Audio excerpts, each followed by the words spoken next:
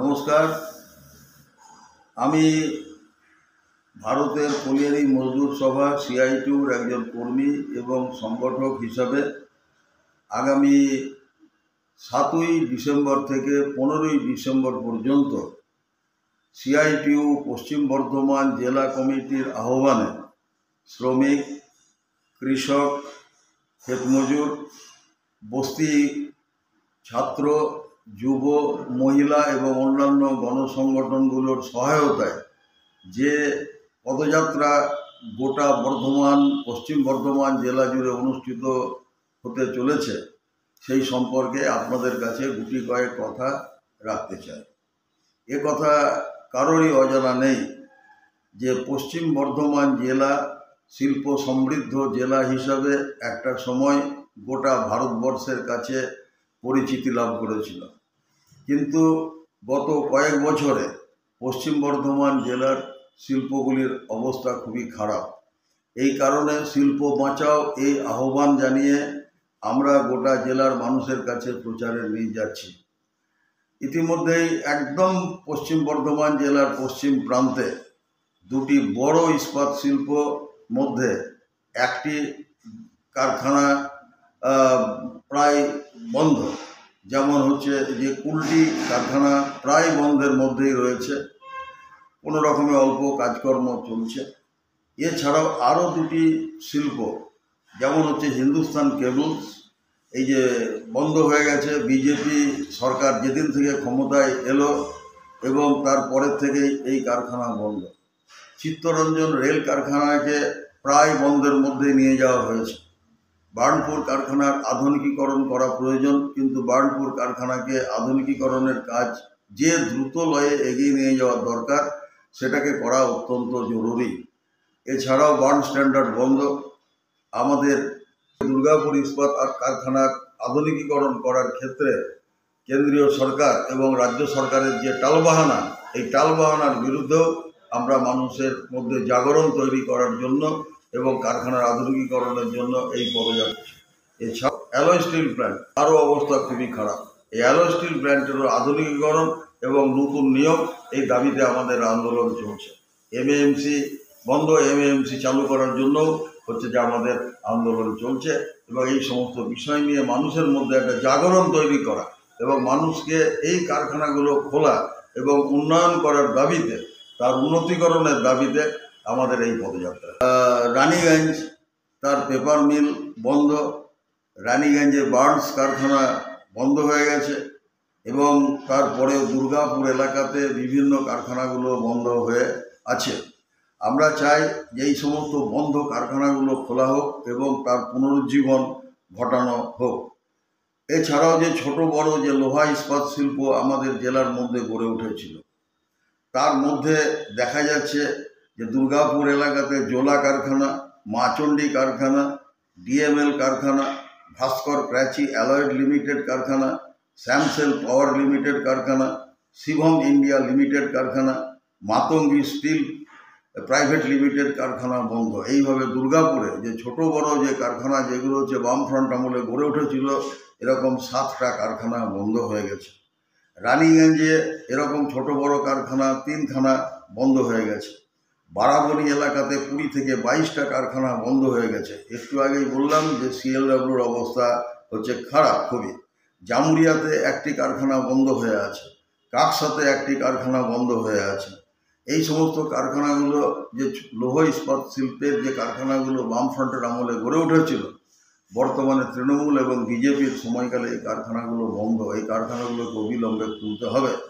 কারখানাগুলোর জায়গা জমি বিক্রি করে এখানে হচ্ছে প্রমোটিংয়ের ব্যবস্থার একটা পরিকল্পনা বর্তমান রাজ্য সরকার এবং কেন্দ্রীয় সরকার মিলে করছে। আমাদের দাবি হলো যে এই বন্ধ কারখানার জায়গাতে কারখানাই তৈরি করতে হবে, সেখানে কোনো প্রমোটিং করা চলবে না।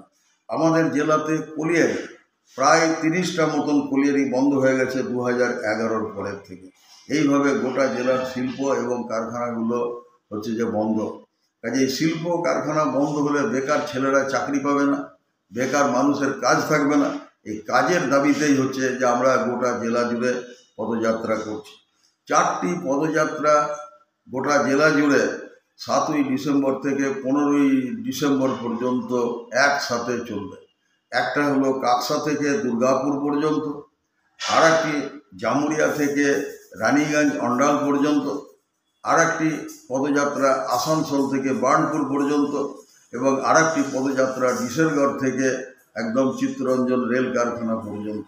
মোট এই 4টি পদযাত্রা 500 কিলোমিটারেরও বেশি এলাকা পরিক্রমা করে সাধারণ মানুষের কাছে তাদের বক্তব্য তারা নিয়ে যাবেন। এখন আমাদের জেলা বাঁচাতে আমাদের হচ্ছে যে শিল্প বাঁচাতে গেলে একটা বড় আন্দোলন গড়ে তুলতে হবে।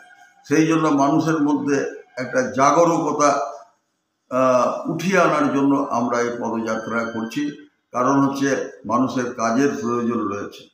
আমাদের যে কারখানাগুলো বেঁচে থাকলে মানুষ কাজ পাবে, কিন্তু মানুষের কাজের অধিকারকে কেড়ে নেওয়া হচ্ছে।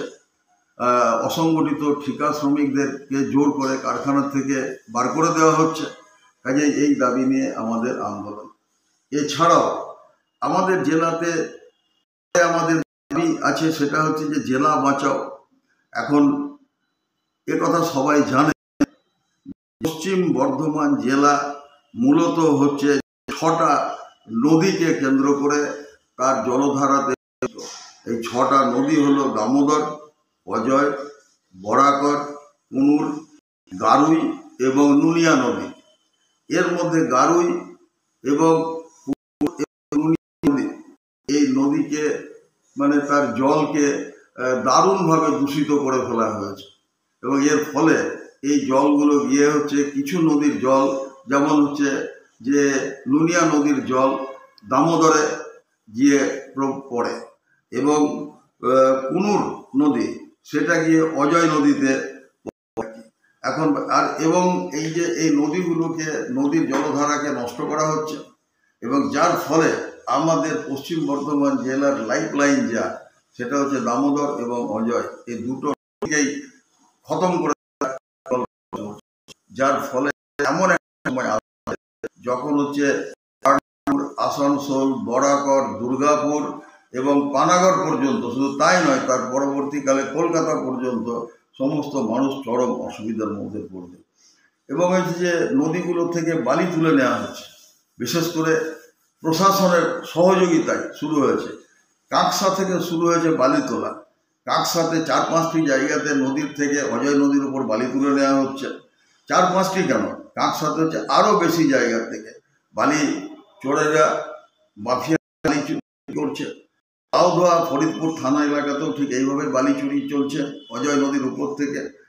পাণ্ডবেশ্বর থানা এলাকাতে বালি চুরি চলছে, বারাবণী থানা এলাকাতে বালি চুরি চলছে, জামুরিয়া থানা এলাকাতে বালি চুরি চলছে। এছাড়াও দামোদর নদী, সেখান থেকেও বালি তুলে দামোদরকে নষ্ট করে দেওয়া হচ্ছে। এবং এই যে মেজিয়া, নারায়ণপুরি, তিরাট, বল্লভপুর, মদনপুর, দুর্গাপুর, রিভারসাইড, বার্নপুর, এই সমস্ত জায়গাগুলো থেকে হচ্ছে বালি তুলে নদীর নদীকে নষ্ট করে দেওয়া হচ্ছে, নদীর ধারাকে অন্যদিকে প্রবাহিত করে দেওয়ার চেষ্টা চলছে। এর বিরুদ্ধে যদি না রাজ্য সরকার এবং কেন্দ্রীয় সরকার এবং জল সম্পদ দপ্তর যদি না দেখেন, তাহলে নদীগুলো ধ্বংস হয়ে গেলে এই জেলার শিল্প এবং সমস্ত কিছু বন্ধ হয়ে যাবে। এছাড়াও দিনমজুর, ক্ষেতমজুরদের মজুরির দাবি এবং তাদের মজুরিকে বৃদ্ধি করা, এবং হচ্ছে যে মহিলাদের সুরক্ষা। ইতিমধ্যেই আপনারা দেখেছেন যে আমাদের জেলাতে মহিলাদের উপরে কী ধরনের আক্রমণ হচ্ছে। সেটা হচ্ছে একদম পানাগড় থেকে শুরু করে বরাকর পর্যন্ত, এবং তার সাথে আসানসোল, বার্নপুর, রানীগঞ্জ, দুর্গাপুর, সমস্ত জায়গাতেই মহিলাদের উপর নির্যাতন হচ্ছে। এই নির্যাতনের বিরুদ্ধে মানুষকে সচেতন করার জন্য আমাদেরকে এই পদযাত্রা করতে হচ্ছে।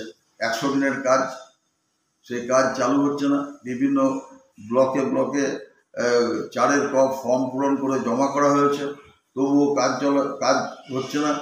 তারপরে নতুন করে এই শ্রম কোড, যার মধ্যে দিয়ে শ্রমিকদের যে অধিকার, সেই অধিকারকে ধ্বংস করে দেওয়া হচ্ছে। কয়লা শিল্পকে বেসরকারিকরণ করার চেষ্টা চলছে, কয়লা শিল্পকে। এবং এইভাবে বিভিন্ন জায়গাতে দুর্গাপুর এলাকার বিভিন্ন কারখানা, সেগুলোকে বন্ধ করে দেওয়া হয়েছে। কাজেই মানুষের কাজ, তার রুজি রুটির আন্দোলন, মানুষের গণতান্ত্রিক অধিকার, এই গণতান্ত্রিক অধিকারকে প্রতিষ্ঠিত করার জন্য 22 দফা দাবি নিয়ে এবং তার সাথে এলাকার বিভিন্ন নানা রকম জায়গার দাবি রয়েছে। এই দাবিগুলোকে নিয়ে আগামী 7ই ডিসেম্বর থেকে 15ই ডিসেম্বর পর্যন্ত পদযাত্রা গোটা জেলা জুড়ে চলবে। এর মধ্যে 14 এবং 15ই ডিসেম্বর দুটি বড় জনসভা হবে। দুর্গাপুরে জনসভা হবে 14ই ডিসেম্বর এবং এই জনসভায় বক্তা হিসেবে উপস্থিত থাকবেন মানে গণতান্ত্রিক এবং সাধারণ মানুষের আন্দোলনের নেতা, প্রিয় নেতা আমাদের কমরেড মোহাম্মদ সেলিম সহ আরও কয়েকজন। এবং কাজরাতেও একটি 15 তারিখে জনসভা হবে 15ই ডিসেম্বর। সেই জনসভাতেও কমরেড মোহাম্মদ সেলিম সহ অন্যান্য শ্রমিক আন্দোলন এবং কৃষক আন্দোলনের নেতৃত্ব উপস্থিত থাকবেন। আপনাদের কাছে আমাদের আবেদন যে এই জেলা জুড়ে জনগণের মধ্যে শ্রমিক, কৃষক, সাধারণ মানুষ, ক্ষেত মজুর, বস্তিবাসী, কারখানার মজুর, ঠিকা মজুর, মহিলা, ছাত্র, যুব, কৃষক সকলের দাবিকে শক্তিশালী করতে, গণ আন্দোলনের জোয়ার গড়ে তুলতে 7 থেকে 15ই ডিসেম্বর পর্যন্ত পদযাত্রাকে আপনারা সফল করে তুলুন। এবং পদযাত্রাকে সফল করে তুলতে হলে আপনাদেরকে এই পদযাত্রার জন্য বিভিন্ন সাহায্য, সহযোগিতা এবং পদযাত্রায় অংশগ্রহণ করার আহ্বান জানিয়ে আপনাদের প্রত্যেককে শুভেচ্ছা জানিয়ে আমি আমার ছোট্ট বক্তব্য শেষ করছি। ধন্যবাদ, অভিনন্দন।